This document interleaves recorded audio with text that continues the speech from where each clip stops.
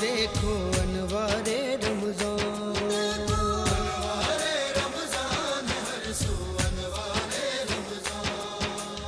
انوار رمضان ہے ہر سو، انوار رمضان، انوار رمضان ہر سو،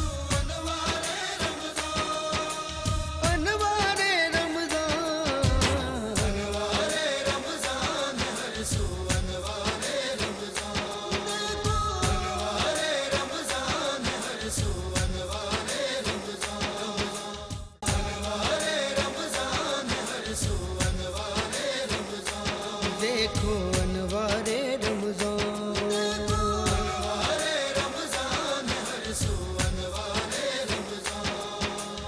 انوار رمضان ہے ہر سو، انوار رمضان،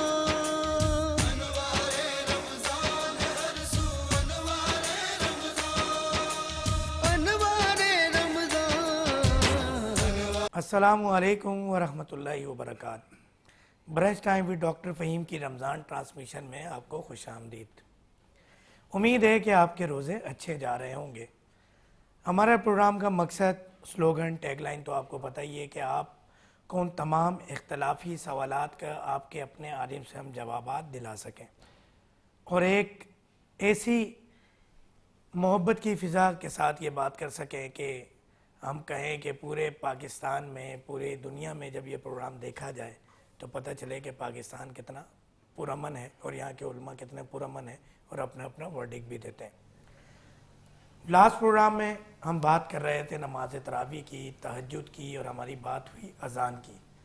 سوال یہ رہ گیا تھا کہ کیا تہجد کی اذان کا جواب بھی اسی طرح دیں ہمارے ناظرین، ہمارے شہری، وہ تمام لوگ کہ کبھی بھی کہیں اگر دیکھتے ہیں کہ تہجد کی اذان ہو رہی ہے تو کیا تہجد کی اذان کا جواب بھی دینا چاہیے؟ اگر یہ ٹھیک ہے واجب نہیں ہے اور جواب دینا واجب ہے نہیں ہے تو بتائیں گے ہمارے علماء حضرات کیا کچھ نیکی ملے گی؟ سب سے پہلے مشہدی صاحب۔ دیکھیے، اذکار کا دہرانا جو ہے وہ تو اگر اللہ کی قربت کے لیے اس میں تو کوئی معیوب بات نہیں ہے، لیکن چونکہ ہمارے ہاں تہجد کی نماز کا یا اذان کا کوئی تصور نہیں ہے، اذان کا کوئی تصور نہیں ہے، تو اس لیے کوئی غیر معنی سوال ہے ہمارے یہاں۔ جی علی بھائی، اسی سوال کے ساتھ اگر کوئی شخص وہاں پر موجود ہے اور اگر وہ دینا چاہے تو وہ دے سکتا ہے، تو اس میں کوئی حرج نہیں ہے۔ کچھ نیکی ملے گی یا صرف حرج نہیں ہے؟ نیکیاں ملیں گی جو بھی دے گا، چونکہ اذکار وہ بھی جو ورڈ جو دہرائے جاتے تو وہ بحیثیت خود جو ہے وہ ایک ثواب کا کام۔ علامہ احمد رضا صاحب۔ لیکن ڈاکٹر صاحب اگر کوئی اذان کا جواب دے، کیونکہ دراصل یہ ہے اللہ تبارک و تعالیٰ کی پاکی بیان کرنا، بڑائی بیان کرنا، اور اللہ تبارک و تعالیٰ کی دعوت پر، کیونکہ اذان جو ہے نا نماز کی طرف دعوت ہے، بلانے والی ہے، تو اگر ان کلمات کو دہرائے گا اور قلب نیت اس صمیم قلب سے دہرائے کہ اللہ تبارک و تعالیٰ اس کی برکت سے مجھے نیکیوں کا خزانہ عطا فرمائے، تو ضرور اس کو ثواب حاصل ہوگا اور دہرانا چاہیے۔ اچھا، ایک سوال آپ کی غیر موجودگی میں ہمارا پچھلے پروگرام میں ہوا تھا، کیونکہ اب آپ ورڈنگ دینے کے لیے، اپنا موقف دینے کے لیے موجود ہیں۔ قرآن شریف کی ترتیب کس طرح ہوئی، کب ہوئی؟ کیونکہ اس پہ بھی کچھ اختلاف ہے، تو کیا یہ قرآن شریف کی ترتیب کس نے کی، کس صحابی نے کی، کس اہل بیت نے کی، یا نبی کریم صلی اللہ علیہ وسلم نے خود فرمائی؟ تھوڑے سے اس کے بھی بارے میں بتا فرما دیجیے۔ لیکن جیسا کہ آپ نے بات کی، حضرت سیدنا ابو بکر صدیق رضی اللہ تعالیٰ عنہ کے دور خلافت میں جب ایک کذاب نے نبوت کا دعویٰ کیا تو اس وقت اس کذاب کے خلاف جنگ لڑی گئی، جس میں تقریباً 700 کے قریب حفاظ صحابہ کرام رضوان اللہ تعالیٰ علیہ مجمعین شہید ہو گئے۔ تو اس وقت حضرت ابو بکر صدیق رضی اللہ تعالیٰ عنہ جو اس وقت کے اجلہ صحابہ کرام تھے، جس میں سر فہرست عمر فاروق اعظم رضی اللہ تعالیٰ، عثمان غنی، مولا علی کرم اللہ تعالیٰ وجہ الکریم، ان کی مشاورت سے قرآن مجید فرقان حمید کی جو نا ترتیب کے بارے میں آپ نے مشورہ فرمایا، اور پھر اسی کام کو آگے بڑھاتے ہوئے حضرت سیدنا عمر فاروق اعظم رضی اللہ تعالیٰ عنہ اور عثمان غنی رضی اللہ تعالیٰ عنہ، جو کہ مولا علی رضی اللہ تعالیٰ عنہ، عثمان غنی رضی اللہ تعالیٰ عنہ مولا علی کے بعد جو خلیفہ بنے، ان کا بھی بہت بڑا کردار تھا، مولا علی رضی اللہ عنہ کا، اور عثمان غنی رضی اللہ تعالی عنہ کے دور میں قرآن مجید فرقان حمید کی گویا کہ ایک ترتیب وار جو سلسلہ بنا جمع کرنے کا، وہ عثمان غنی رضی اللہ تعالیٰ کے دور خلافت میں مکمل ہوا، جب بھی آپ کو جامع القرآن بھی کہا جاتا ہے عثمان غنی رضی اللہ تعالیٰ کو۔ تراویح کے دوران قرآن شریف سننا واجب ہے؟ دیکھیں اللہ تبارک و تعالیٰ قرآن مجید فرقان حمید میں ارشاد فرماتا ہے وَإِذَا قُرِئَ الْقُرْآنُ فَاسْتَمِعُوا لَهُ وَأَنصِتُوا لَعَلَّكُمْ تُرْحَمُونَ، اور جب قرآن پڑھا جائے تو کان لگا کر توجہ کے ساتھ سنو۔ یہ تو ایک عام حالت میں بات ہے، اور جب تراویح یا دیگر نمازوں کے دوران جب بھی قرآن مجید فرقان حمید کی تلاوت کی جائے، تو ڈاکٹر صاحب آپ نے بہت پیارا سوال کیا۔ اگر اس میں عوام کو دیکھا جائے نا، تو آپ نے بھی دیکھا ہوگا، ہم نے بھی دیکھا کہ جب قرآن مجید فرقان حمید کی تلاوت ہو رہی ہوتی ہے نا، تو اس وقت بچوں کی پیچھے سے آواز آ رہی ہوتی ہے، چیخنے چلانے کی آواز آ رہی ہوتی ہے، شرارتوں کی آواز آ رہی ہوتی ہے، اور اس میں سب سے بڑا کردار ہمارے بڑوں کا ہے۔ ہمارے بڑے اپنے بچوں کی تربیت نہیں کرتے، اور بچے آ کر مسجد میں شور و غل کرتے ہیں، شور مچاتے ہیں، جس کی وجہ سے دیگر نمازی بھی متاثر ہوتے ہیں۔ تو برائے کرم آپ کے پلیٹ فارم سے میں گزارش کرنا چاہوں گا کہ اپنے بچوں کو تربیت کر کے بھیجیں، تاکہ وہ قرآن پڑھنے والے بھی بنیں، قرآن سننے والے بنیں، اور قرآن سے محبت کرنے والے بھی بنیں، کیونکہ قرآن مجید فرقان حمید کی تلاوت کرنا یہ مستحب عمل، لیکن قرآن مجید فرقان حمید کی تلاوت سننا یہ واجب عمل ہے۔ کیوں؟ کیونکہ اللہ تبارک و تعالیٰ نے قرآن مجید فرقان حمید میں ارشاد فرما دیا ہے کہ کان لگا کر توجہ کے ساتھ سنو۔ تو عام حالت میں بھی توجہ کے ساتھ سننا واجب ہے، اور نماز میں تو اس کی کثرت، نماز میں تو اس بات کا اہتمام کیا جائے گا کہ قرآن مجید فرقان حمید کان لگا کر توجہ کے ساتھ سنیں۔ ایک سوال اور آتا ہے، اور یہ دیکھنے میں آتا ہے کہ رمضان المبارک میں خاص طور پر نوٹ فرماتی ہے ہماری قوم کہ اذان مختلف اوقات میں ہو رہی ہوتی ہے۔ کراچی شہر کی ہم بات کریں یا پورے پاکستان کی، فقہ جعفریہ کی الگ اور فقہ حنفی کی الگ، اور فقہ حنفی کا آئی تھنک بریلوی مسلک اور دیوبند مسلک کا ٹائم ایک ہی ہوتا ہے۔ تو اس کے پیچھے کیا لوجک ہے کہ یہ الگ کیوں ہوتی ہے، اور آپ کیا سمجھتے ہیں اذان کے بہترین وقت کو؟ دیکھیں علماء کرام نے جس طرح بیان فرمایا کہ جیسے ہی غروب آفتاب ہو اذان کہہ دی جائے، ٹھیک ہے، اور اس میں جب غروب آفتاب ہو گیا تو اذان کہنے میں تو کوئی قباحت نہیں، اور اذان فوراً کہہ دینی چاہیے غروب آفتاب کے بعد۔ اب رہی بات، تو میں تو اپنی بات کروں گا فجر کی اذان کے متعلق ہے کہ جب صبح صادق کا وقت ہو تو اس وقت فجر کی اذان کہی جائے، اور اس میں فجر کی نماز پڑھنے کے متعلق کہہ رہے ہیں تو علماء کرام نے جو فجر کی نماز کا جو افضل وقت قرار دیا ہے کہ وہ تیسرا، وہ افضل جو وقت قرار دیا گیا ہے نا، علماء کرام نے افضل وقت قرار دیا گیا ہے جب دوسرا وقت ختم ہو رہا اور تیسرا وقت مل رہا ہو، یہ فجر کی نماز پڑھنے کا افضل وقت ہے۔ علی مرتضیٰ بھائی، کس چیز کا سوال؟ اذان فجر اور مغرب کی اذان خاص طور پہ یہ دو بڑی اہم اذان ہوتی ہیں، روزہ رکھنے کے وقت اور افطار کرنے وقت۔ اسی کے کچھ وقت میں فرق ہے فقہ جعفریہ اور فقہ حنفیہ، کیا وجہ ہے اس کی؟ بھائی یہ جو فرق ہے اب یہ ہے کہ فقہ جعفریہ والے تو خیر وہ اپنا ہی جواب دیں گے، تو آپ تو اپنا جواب دیں، وہ کہتے ہیں ہم ٹھیک ہے، تو آپ ہے غلط کر رہے ہیں، یا فقہ حنفی۔ آپ کا ٹائم غلط ہے، ہمارا صحیح ہے۔ نہیں، یہاں پہ غلط اور صحیح کی بات نہیں ہے، یہ تو اصل میں ہر آدمی کا اپنا ایک پوائنٹ آف ویو ہے۔ آپ کے پوائنٹ آف ویو سننے کے، اصل میں آدمی کے پوائنٹ آف ویو سے تو نہیں چلنا نا، شریعت چلائے گی، تو آپ کوئی ایسی دلیل پیش کریں کہ دیکھنے والے ناظرین سوچیں کہ بھئی میں تو فقہ حنفیہ کو فالو کروں گا اور میں نے تو تبھی روزہ رکھنا ہے، تبھی افطار کرنی ہے اور نماز ایسے پڑھنی ہے۔ اگر وہ آپ سے مطمئن ہوں گے تو ڈیفینیٹلی آپ کو فالو کریں گے، فقہ جعفریہ سے مطمئن ہوں گے تو ان کو فالو کریں گے۔ ہو سکتا ہے کوئی ادھر کا ادھر کا ادھر بھی ہو جائے پروگرام دیکھ کر۔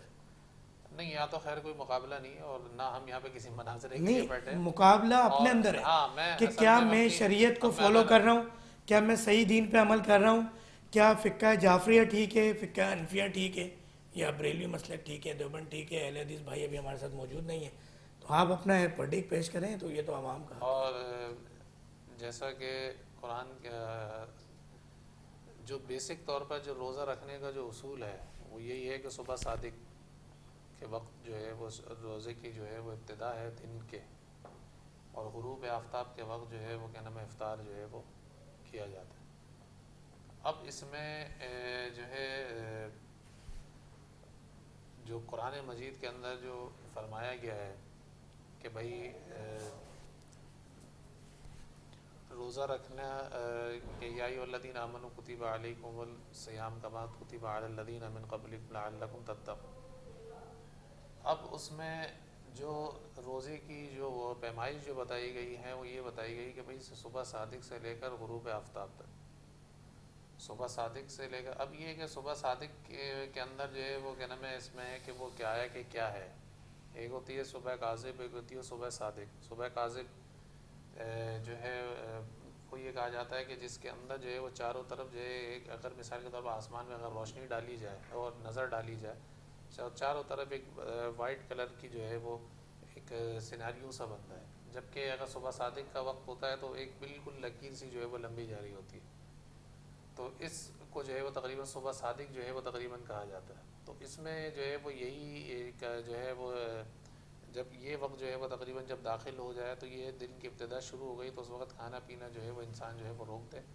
اور پھر جو غروب آفتاب ہے اول، تو اول وقت کے اندر جو ہے حضور اقدس صلی اللہ علیہ وسلم نے فرمایا تھا کہ بھائی جب تک جو ہے وہ میری امت جو ہے وہ خیر کو جو ہے وہ پاتی رہے گی، جب تک کیا کرتی رہے گی، سحری میں جو ہے وہ تاخیر کرتی رہے گی اور افطار میں کیا کرتی رہے گی اول وقت کے اندر.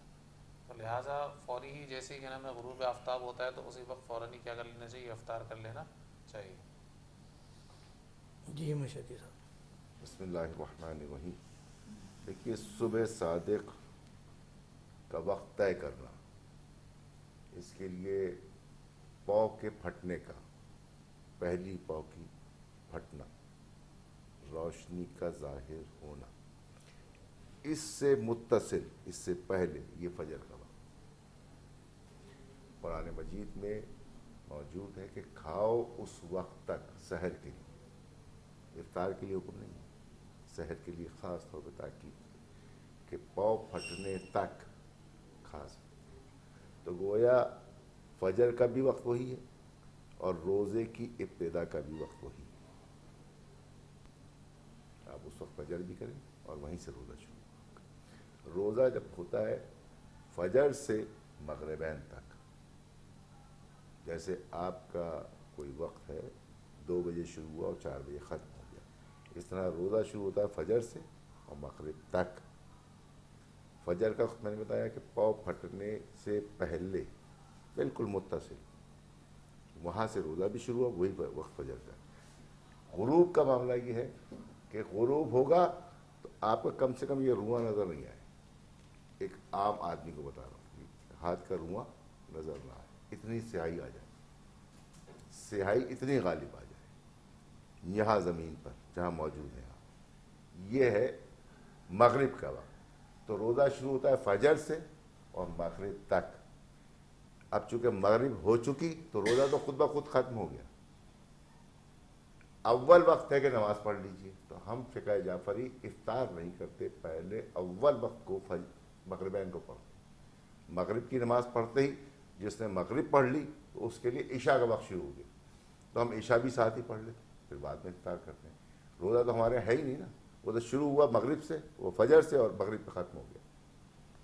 تو میں نے دونوں چیزوں کا جواب دیا. فجر اس وقت کو کہتے ہیں جہاں روزہ شروع ہوتا ہے، وہ پاؤں پھٹنے سے پہلے متصل ہے، وہیں سے فجر شروع ہوگی اور وہیں سے روزہ شروع ہوتا ہے. اختتام ہوتا ہے مغربین پہ.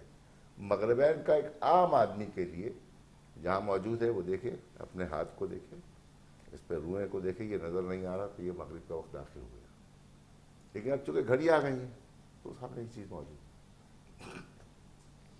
نہیں، آپ نے ایک بات اور فرمائی کہ مغرب کے بعد عشاء پڑھ کے پھر روزہ کھولا. ہاں ہاں، کثرت سے ہمارے ہاں یہ یعنی وسیلہ ہے. کھجور یا پانی کا استعمال بھی. روزہ ہے ہی نہیں نا، وہ روزہ شروع ہوا فجر سے اور مغرب پہ خود بخود ختم ہو گیا. افطار کا کہیں نہیں لکھا، افطار اول وقت پہ کیجیے. سحر کا ایک کھاؤ اس وقت تک جب تک سپیدہ ظاہر نہ ہونے لگے. تو ہمارے یہاں سحری کا کھانا حکم ہے، افطار کا کرنا نہیں ہے. بس ٹھیک ہے، وہ چیز ختم ہو گئی آٹومیٹکلی. اب آپ اول وقت نماز ادا کریں گے، جیسے ہی آپ نے مغرب ادا کی تو اول وقت شروع ہو گیا عشاء کا. عشاء بھی ادا کی اس کے بعد. اور یہی ہمارے یہاں پریکٹس ہے مساجد میں. آپ کسی شیعہ مسجد میں چلے جائیں کہ اذان ہوگی، آپ کر لیں، ممانعت نہیں ہے، ممانعت نہیں ہے. لیکن نہ کرنے پہ کوئی مسئلہ نہیں. اب چونکہ روزہ ہے ہی نہیں، وہ تو ختم ہو گیا آٹومیٹکلی. شروع ہوا تھا فجر سے اور مغرب پہ ختم ہو گیا. اگر میں اپنے دیکھنے والے ناظرین کے لیے وضاحت آپ کو پوچھنا چاہوں تو آپ یہ کہہ رہے ہیں کہ پانی پینا یا کھجور کھانا یا نمک کھانا اس سے افطار کا معاملہ کا کوئی تعلق کوئی نہیں ہے. تعلق نہیں ہے. روزہ شروع ہوا فجر پہ اور ختم ہو گیا مغرب پہ، ختم ہو گیا. اب ایک چیز ہے ہی نہیں. جب ایک چیز میرے پاس ہے نہیں تو اس کا مکروہ ہونا یہ وہ ہونا یہ ہمارے یہاں فقہ جعفریہ میں نہیں ہے. لیکن چونکہ جیسے ہی روزہ ختم ہوتا ہے تو مغرب شروع ہو جاتی ہے، تو اول وقت ہے. معصومین نے بھی، انبیاء نے بھی یہ کہا کہ اول وقت میں نماز ادا کیجیے، تو ہم مغرب پہلے ادا کرتے ہیں. جیسے ہی مغرب ادا ہوئی تو عشاء کا وقت داخل ہو گیا، تو ہم نے فوراً عشاء ادا کی اور عشاء کے بعد ہم افطار کرتے ہیں. بعض لوگ کر بھی لیتے ہیں، یہ نہیں کہہ رہا کہ 100% ایسا ہے، لیکن روزہ ختم ہو گیا، آپ کی مرضی، آپ کھاؤ پیو یا نہیں کھاؤ آپ کے اوپر ہے. بالکل ایسے آپ کا یہ کہنا ہے. نہیں، فقہ جعفریہ کا یہ فقہ جعفریہ کا یہ کہنا ہے. اس وقت آپ ریپرزینٹ نہیں کر رہے نا. جی علی بھائی اس حوالے سے کچھ کہیں. حدیث میں ہے نا کہ میری امت جو ہے وہ خیر کو پاتی رہے گی کہ سحری میں تاخیر کرتی رہے گی، افطار کے اندر جلدی اول وقت کے اندر. تو جیسے ہی غروب آفتاب ہو تو فوراً جو ہے وہ روزے کا کھولنا، اور آخری جو سحری ہوتی ہے، سحری کو جو ہے وہ آخر وقت تک جو ہے یہ تو آپ نے بات بتائی. علی بھائی سوال یہ ہے کہ جب افطار کا وقت ہوا تو مغرب کی اذان، اقامت، جماعت ہوتے ہی آٹومیٹک روزہ کھل جاتا ہے فقہ حنفی دیوبندی کے نزدیک، یا پھر اس کے لیے آپ کو کھجور یا پانی پینا ضروری ہے؟ نہیں، اس کو افطار کرنا ضروری ہے. جیسے ہی یعنی اذان ہوتی ہے کھانا اذان ضروری ہے، ہاں کچھ بھی کھانا افطار پینا ضروری کرنا کسی بھی چیز سے. بالکل فقہ حنفی میں یہی ہے کہ افطار کر لیا جائے، افطار میں تاخیر نہ کیا جائے، کیونکہ فقہا کا بھی یہی موقف ہے اور فقہا کے طریقے پر ہمیں چلنا ضروری ہے. امام اعظم رضی اللہ تعالیٰ کے نزدیک کہ فوراً افطار کر لیا جائے، تاخیر نہ کی جائے افطار میں. اچھا، میں اس بات پہ مشہدی صاحب کے پاس بھی دوبارہ آؤں گا. تین شریعت کیا کہتی ہے؟ نبی کریم صلی اللہ علیہ وسلم سے کوئی حدیث روایت یا صحابہ اکرام یا اہل بیت کہ کیا بہتر ہے؟ یہی ہے جو آپ بتا رہے ہیں اور یہ ثابت ہے نبی کریم صلی اللہ علیہ وسلم سے. دیکھیں حضرت صحابہ کرام رضوان اللہ تعالیٰ میں، خصوصاً عبداللہ بن مسعود رضی اللہ تعالیٰ عنہ جو آقا کریم علیہ الصلوۃ والسلام کے بہت ہی اجلہ صحابہ کرام میں شامل ہیں. عبداللہ بن مسعود رضی اللہ تعالیٰ عنہ، اور انہی کے طریقے کو فالو کرتے ہوئے امام اعظم ابو حنیفہ رحمۃ اللہ تعالیٰ علیہ کا موقف یہی ہے فقہ حنفی میں. امام اعظم ابو حنیفہ رحمۃ اللہ کہ جیسے ہی افطار ہو فوراً افطار کر لینی چاہیے. یہ امام اعظم کا اگر موقف میں ہے. تھوڑا سا اور آسان کر دوں سوال کو، میں مؤذن ہوں، مجھے وقت مغرب اذان دینی ہے، میں پہلے کھجور کھاؤں گا یا پہلے افطار کروں گا، پانی پیوں گا یا پہلے اذان دوں گا؟ پہلے افطار کریں پھر اذان دیں. ایسا ہی ہے آپ کے نزدیک بھی؟ کوئی دلیل آپ کی بات کی؟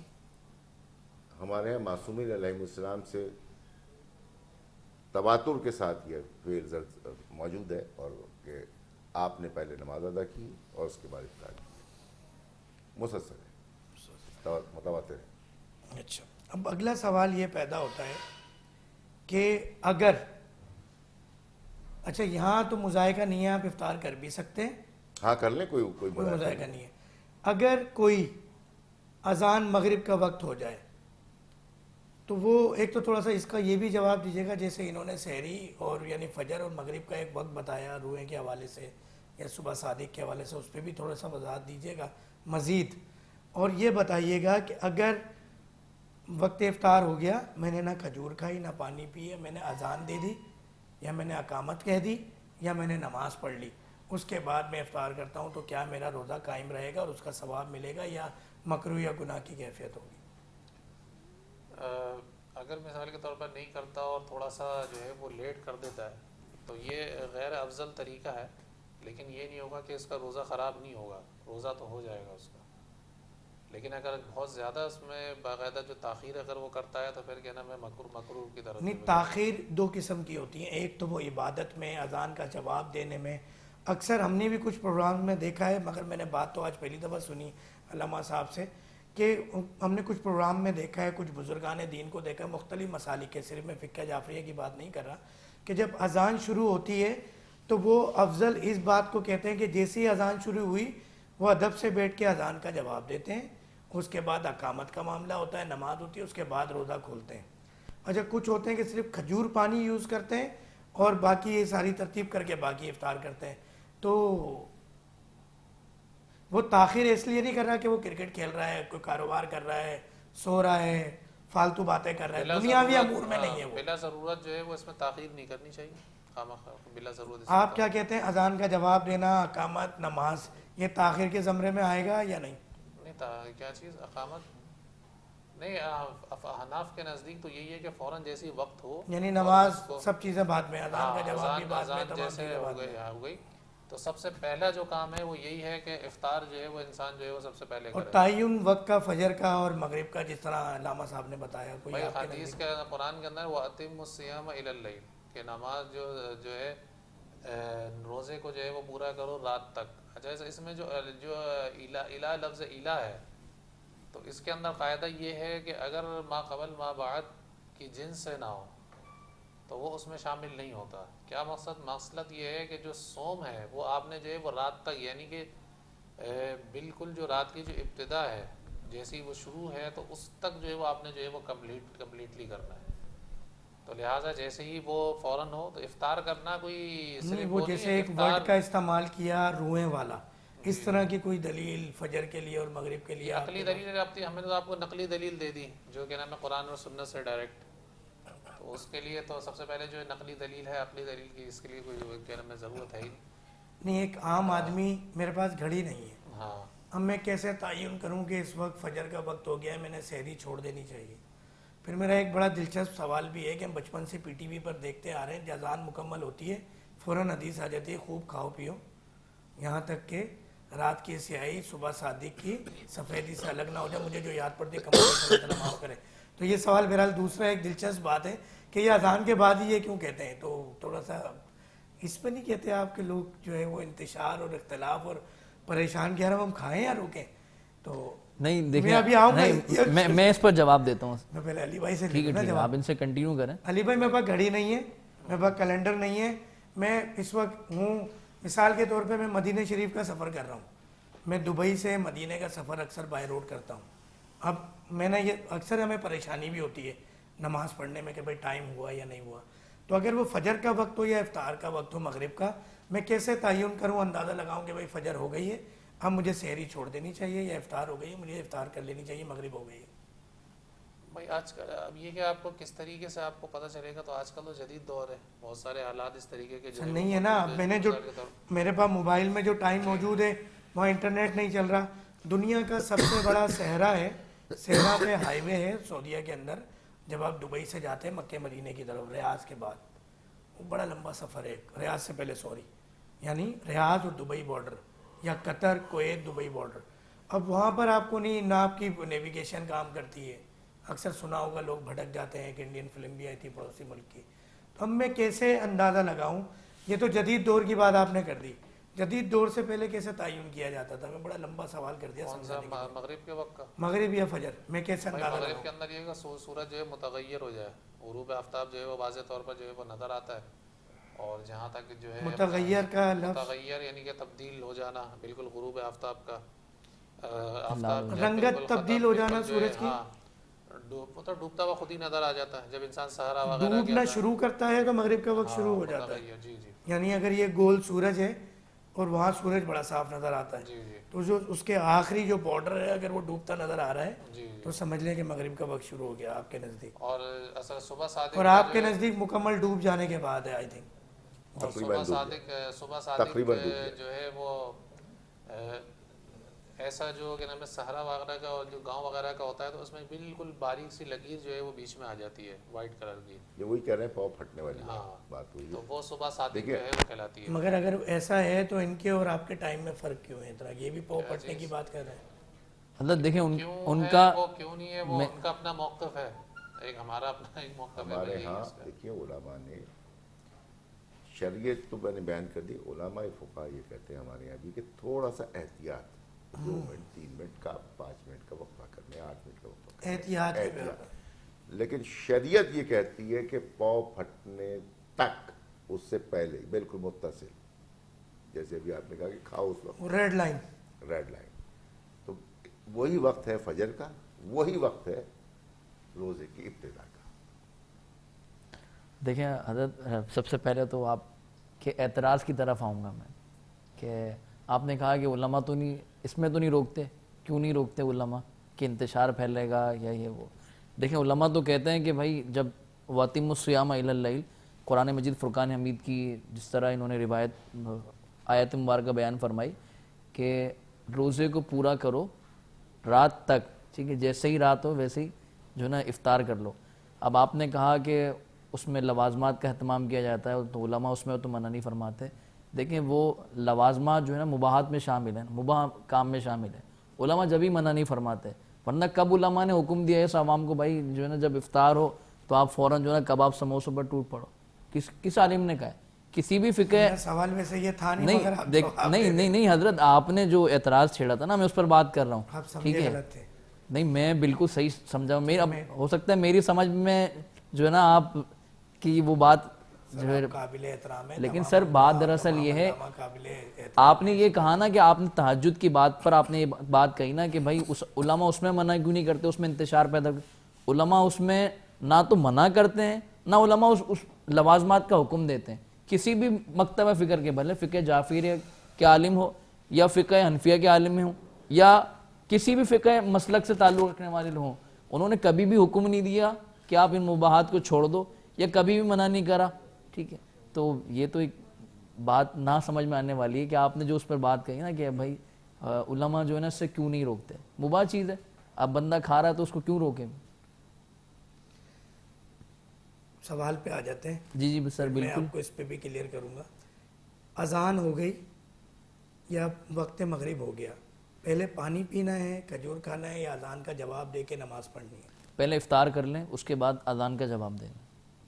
کیونکہ افطار میں یہ نہیں ہے کہ آپ جو ہے نا کھجور ہی کھائیں گے. افطار میں یہ نہیں ہے, اگر آپ نے پانی کا ایک گھونٹ بھی پی لیا نا تو وہ افطار میں شامل ہے. اس کے بعد پھر بھی کچھ بھی کھائے پیئیں, اذان کا جواب دیں. اگر کوئی افطار نہیں کرتا ہے, یعنی پانی یا کھجور استعمال نہیں کرتا ہے, وہ اذان دیتا ہے یا اذان کا جواب دیتا ہے اور اپنی نماز مکمل کر کے پانی پیتا ہے, تو اس کا روزہ رہے گا؟ روزہ تو ختم ہو گیا. وَأَتِمُّوا الصِّيَامَ إِلَى اللَّيْلِ, روزہ ختم ہو گیا. اب بات ہے اس کے افطار پر. اگر وہ افطار میں اتنی تاخیر کرے گا, روزے کا ثواب ملے گا اس کو؟ روزے کا ثواب ملے گا, لیکن افطار میں تاخیر کر رہا ہے جو کہ مکروہ تنزیہی میں شامل ہو جائے گا. یعنی مسلک بریلوی کے نزدیک بھی روزہ ختم تو ہو گیا, مگر اگر آپ نے کھایا پیا نہیں تو آپ کا روزہ مکروہ ہو جائے گا. وقت پر نہیں کھایا, مغرب کے وقت کھایا پیا نہیں, روزہ مکروہ ہونے کی بات نہیں کر رہا. وہ مکروہ وقت میں جو افطار نہیں کر رہا نا, اس کی کراہت اس کی طبیعت پر آئے گی نا حضرت. روزے پہ کیوں آئے گی کراہت؟ اب افطار نہیں کر رہا, ٹھیک ہے. اگر روزے میں کوئی اس طرح کا کام کر رہا ہوتا جو مکروہ میں شامل ہوتا تو تو روزے پہ کراہت آتی. روزہ ختم ہو گیا, روزہ تو ختم ہو گیا. روزے کا ثواب زائل ہونے کا کوئی اندیشہ اگر وہ مغرب کے اول وقت میں کھجور یا پانی یا کسی بھی کھانے پینے کی چیز کا استعمال نہ کرے؟ روزے کا ثواب نہیں زائل ہوگا, لیکن مکروہ جو کام کر رہا ہے نا وہ تو اس زمرے میں, مکروہ وقت زمرے میں آئے گا, لیکن روزہ ختم ہو گیا. اگر وہ تاخیر عبادت کے زمرے میں کر رہا ہے تو وہ بھی تاخیر کہلائے گی. عبادت کے زمرے میں کر رہا ہے تو تاخیر کہلائے گی, لیکن روزے پر اس کا کوئی اثر نہیں پڑے گا. مکروہ کا ایک گناہ ملے گا, مکروہ کا جو گناہ ملتا ہے ڈیفینیٹلی. مکروہ کیا, تھوڑا سا ڈیفائن کریں دیکھنے والے ناظرین کو. سر دیکھیں مکروہ کی دو قسم, مکروہ تنزیہی, مکروہ تحریمی, ٹھیک ہے.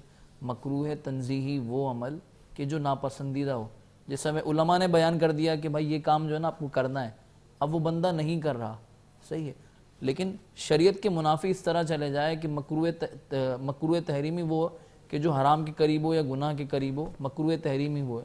مکروہ تنزیہی وہ ہے جو شریعت کے منافی نہ ہو لیکن فقہا کے طریقہ کار کے مطابق بھی نہ ہو. بڑا مزے کا دلچسپ پروگرام چل رہا ہے. آپ کے سوالات لے کر ہم آ رہے ہیں. سوالات میں کچھ چبن بھی ہے, کچھ محبت بھی ہے, کچھ شفقت بھی ہے. اٹھ کر جائیے گا نہیں, دیکھتے رہیے گا brunch time with doctor Fahim. ملتے ہیں بریک کے بعد. دیکھو انوار رمضان,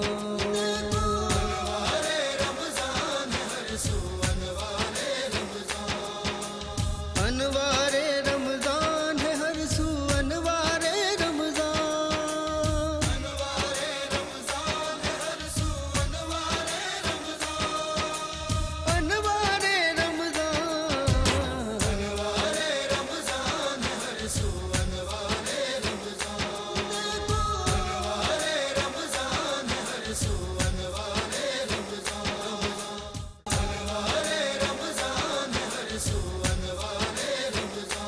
देखो अनवारे रमजान, अनवारे रमजान है हर सू अनवारे रमजान, अनवारे रमजान,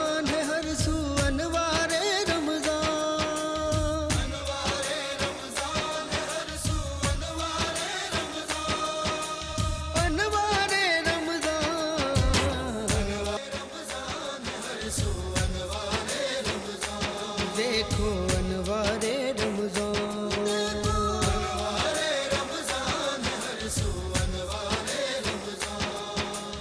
अनवारे रमजान है हर सू अनवारे रमजान, अनवारे रमजान,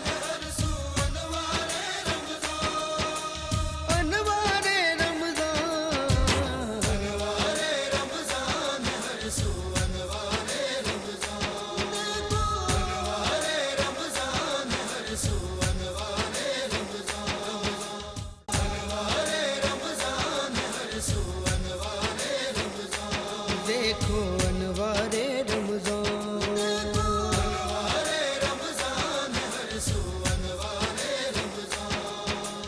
अनवारे रमजान है हर सू अनवारे रमजान,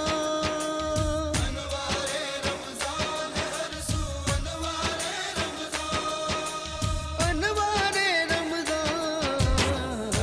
उठ के ना जाने का शुक्रिया, brunch time with doctor Faheem के साथ जुड़े रहने का बहुत बहुत शुक्रिया। अच्छा जी, एक सवाल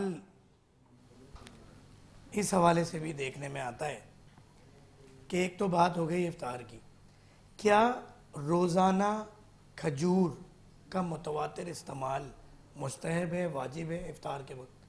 आइमा मासूमी और रसूल खुदा से हमारे यहाँ जो रिवायत मोतबर तरीन है वो ये है कि अफजल तरीन है नमक से आप इफ्तार करें, खजूर से इस्तेमाल करें, या कोई भी चीज़ इस्तेमाल की जा सकती है, क्योंकि अरब में नमक भी था और खजूर भी थी और दोनों से इफ्तार किया गया। तो हमारे यहाँ ज़्यादातर जो है मौला कायनात ने अफजल ज़्यादा नमक से इफ्तार किया है, तो हम कोशिश करते हैं कि नमक से करें और खजूर से भी कर सकते हैं। और सहरी में क्या पसंद फरमाते हैं? शहरी में देखिए, हर पसंद तो हर एक चीज़ की खाने की ज़ाती है। मेरी ख्वाहिश तो ये है कि मुझे शोरबे का सालन मिले, ठीक है। मगर नबी करीम सल्लल्लाहु अलैहि वसल्लम या अहले बैत या सहाबा इकराम की हम वहाँ बात करें वहाँ तो जो क्या? चीज़ थी वो तो ज़ाहिर है दूध उस वक्त मौजूद हुआ करता था, ये खजूर हुआ करती है, सुना ये है कि शहद कुछ हुआ के करता था। असल खजूर का इस्तेमाल सहरी में होता था, हाँ, वो यही तमाम चीज़ें मौजूद क्योंकि ये भी एक हदीस शरीफ है, बाकी आप लोग बेहतर बताएंगे क्योंकि मैं फिर वही बात है कि आलिम तो नहीं, कि खजूर में इतनी ताकत होती है, खजूर में इतनी हैं। यहाँ दो ताकत कि कहते हैं कि वो 2 खजूर जो है वो उसमें 1600 कैलोरीज होती है, इंसानी वजन के लिए पूरी होती है। तो उसका असल जो सारे दिन ताकत और एनर्जी के लिए तो शायद फजर में ही बिल्कुल। यकीनन खजूर, और ये भी शहद कहा का भी गया इस्तेमाल किया कि जाता है। वो हम गरीब नहीं है जिसके घर में खजूर हो। जी अली भाई, हाँ, सुन्नत तरीका तो खजूर से ही इफ्तार करने का है। बाकी ये है कि हर आदमी का अपने कल्चर वाइज जो उसको पसंद हो तो वो जो है यानी वो अपने फ़िक़्ह हनफी देवबंद मसलक के नज़दीक रोज़ाना मुतवातिर आप सल्लल्लाहु अलैहि वसल्लम ने खजूर से इफ्तार फरमाई, जी जी या हम ये कहते हैं कि खजूर ना होने पर सुन्नत किसी और चीज़ से कर लिया हो हाँ, तो कर लिया हो, पानी, मगर हाँ। खजूर अफजल है। अफजल है। बिल्कुल ऐसा ही है। खजूर से भी इफ्तार कर सकते हैं, पानी से भी इफ्तार कर सकते हैं। पानी से इफ्तार करना भी फुक़हा ने फरमाया कि सुन्नत में शामिल है। इस तरह की बात हो गई। रमज़ान के अंदर हम बात करते हैं, आपसे थोड़ा सा एक इख्तलाफी सवाल है मगरिबैन के हवाले से, क्या ऐसी वजह है कि क्या ये बिल्कुल इसमें भी कोई ऑप्शन होता है कि आपकी मर्ज़ी है ईशा के वक्त पढ़ें और मगरिब के वक्त पढ़ें, या लाजिम और मलज़ूम है कि दोनों नमाज़ों को मिला के पढ़ा जाए? नहीं, देखिए, इसके लिए ज़ोहर का जो वक्त है, अब तो पहले ये था कि आप एक लकड़ी जो है गाड़ दीजिए और उस लकड़ी का साया उस लकड़ी के बराबर हो जाए, साया असल के साथ, ये लकड़ी है और इसका साया भी इसी के बराबर हो गया। जब बराबर हो जाए तो ये वक्त है ज़ोहर का, और उससे साया बढ़ जाए तो असर शुरू हो जाती है। तो ऑटोमेटिकली जब आप 4 रकत नमाज पढ़ते हैं अगर, तो वो साया आगे बढ़ ही जाएगा, तो ऑटोमेटिकली वक्त दाखिल हो गया असर का। اسی طرح جیسے ہی میں نے ابھی پچھلے جواب میں کہا کہ مغرب ختم ہوئی تو عشاء کا وقت داخل ہو جاتا ہے تو عشاء پڑھ لی جاتی ہے. تو ملا کے پڑھنا کوئی ممانعت نہیں ہے اور علیحدہ بھی پڑھی جا سکتی ہے, لیکن افضل وقت یہ ہے کہ فوراً جیسے ہی داخل ہو پڑھائی جائے.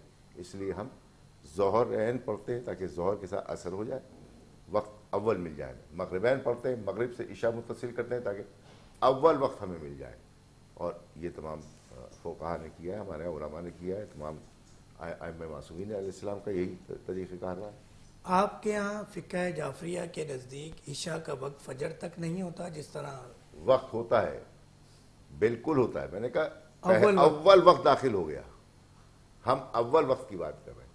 معصومین علیہ السلام فرماتے ہیں کہ اول وقت جو ہے اگر آپ اس کو پکڑ لیں گے تقویٰ آپ کا زیادہ بلند ہو جائے گا.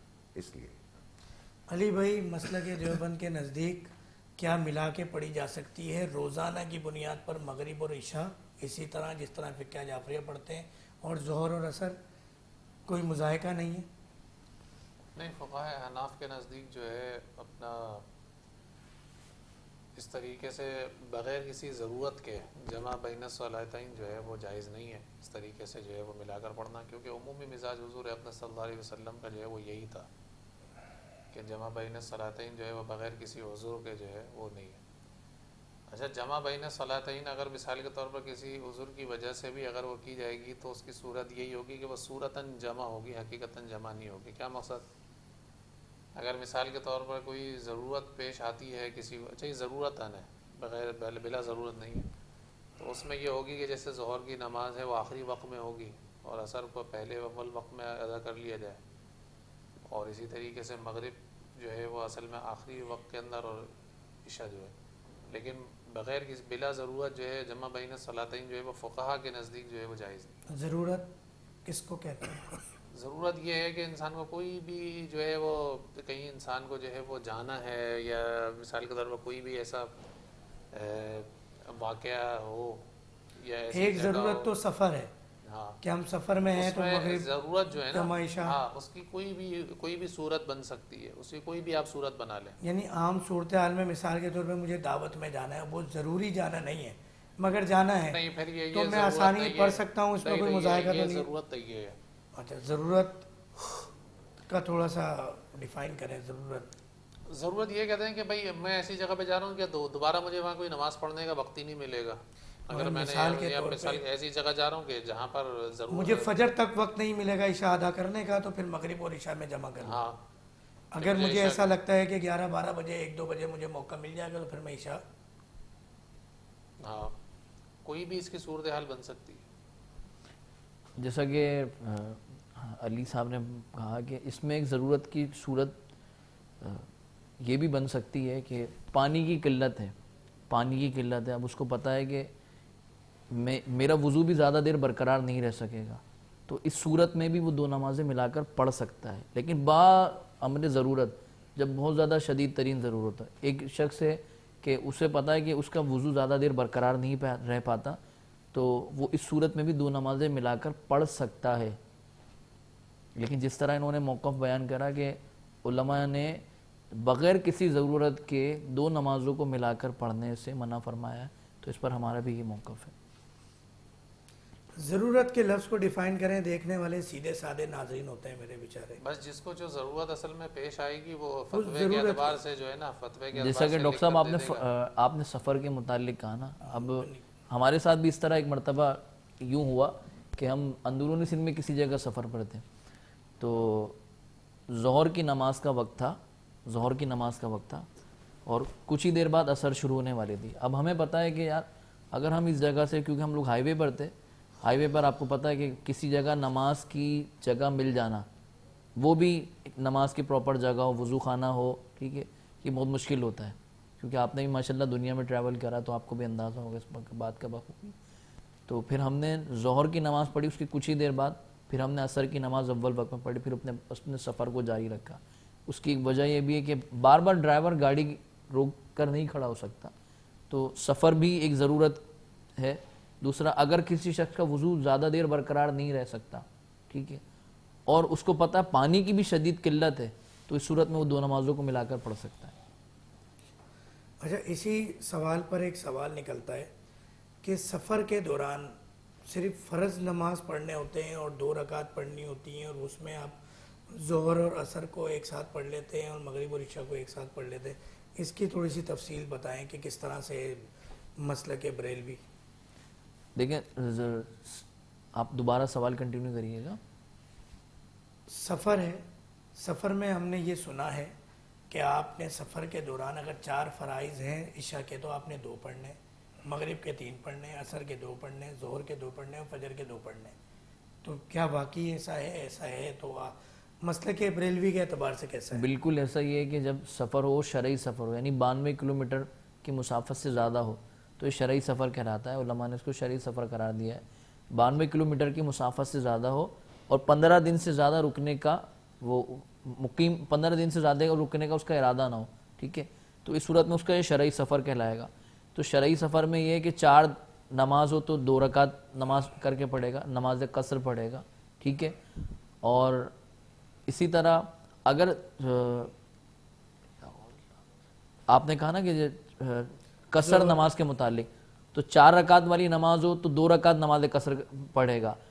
لیکن ہاں یہاں یہ مسئلہ ضرور یاد رکھیں، جو دیکھنے والے سامعین ہیں ان کے متعلق میں بات پیش کروں گا کہ اگر مقیم امام ہو اور مقیم امام کی اقامت میں ہم نماز پڑھ رہے ہوں تو مقیم امام اگر 4 فرض نماز پڑھے گا تو ہمیں بھی 4 فرض نماز پڑھنے پڑیں گے، کیونکہ مقیم امام کی اقتداء میں. اچھا، اس سوال میں تھوڑے سے کچھ میرے بھی اشکال ہیں اور آپ لوگوں سے بڑے ڈیٹیل میں بات کریں گے. آج پروگرام کا وقت ختم ہوا چاہتا ہے. انجم بھائی ہمارے ساتھ موجود ہیں، ان کی موجودگی کا فائدہ اٹھاتے ہیں. نبی کریم، نبی عظیم صلی اللہ علیہ وسلم کی محبت میں کچھ ایسے نعتیہ اشعار پیش کریں کہ جو اس وقت ہم یہ پروگرام کر رہے ہیں، اور یقیناً رمضان میں تو تھوڑا نیند کا غلبہ بھی ہوتا ہے، کچھ تھکن بھی ہوتی ہے، تو ایسی طاقت آ جائے، ایسا انرجی آ جائے کہ کیا ہی بات ہے.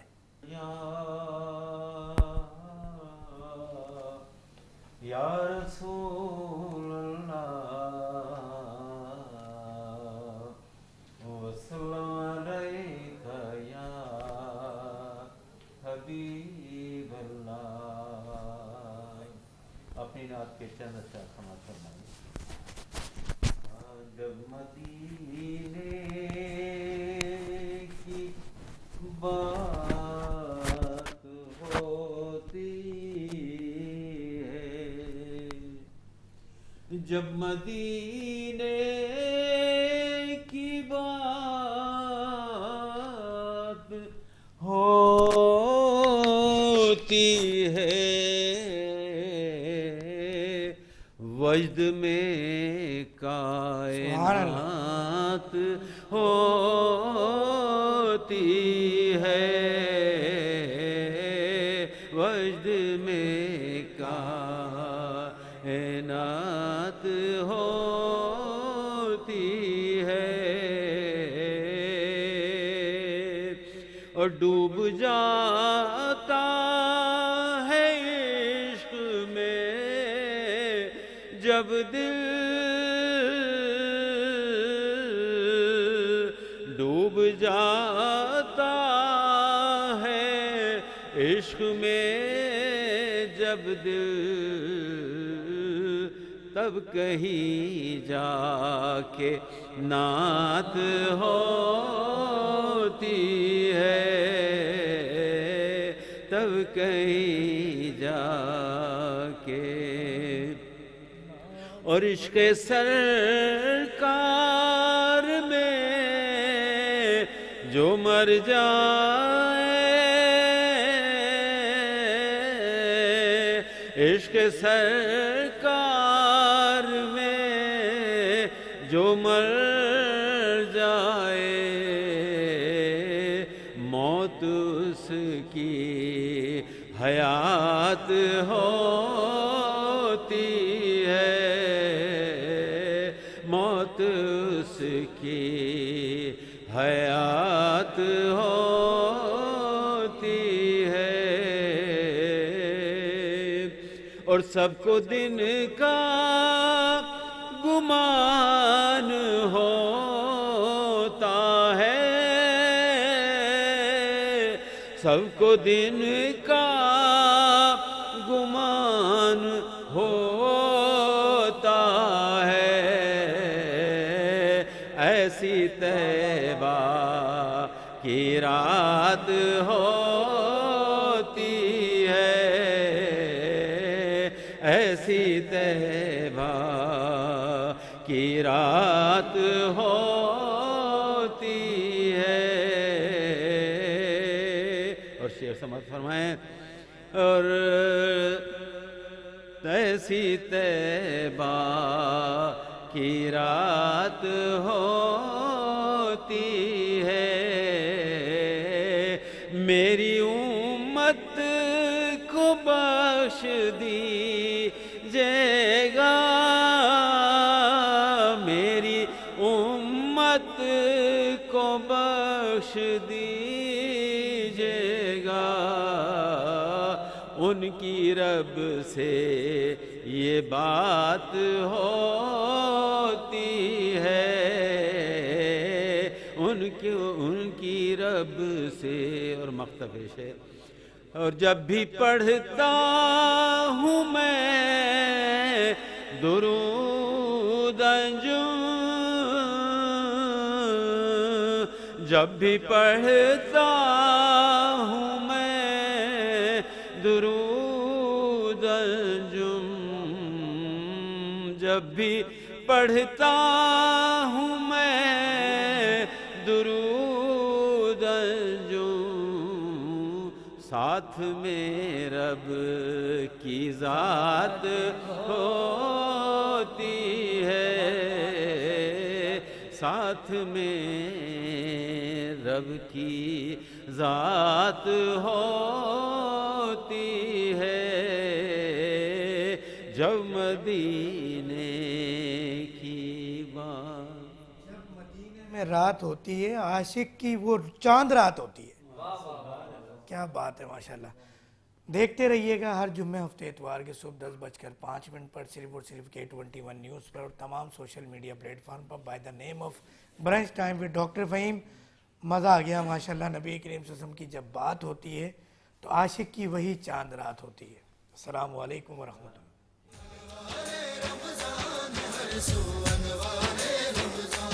دیکھو انوار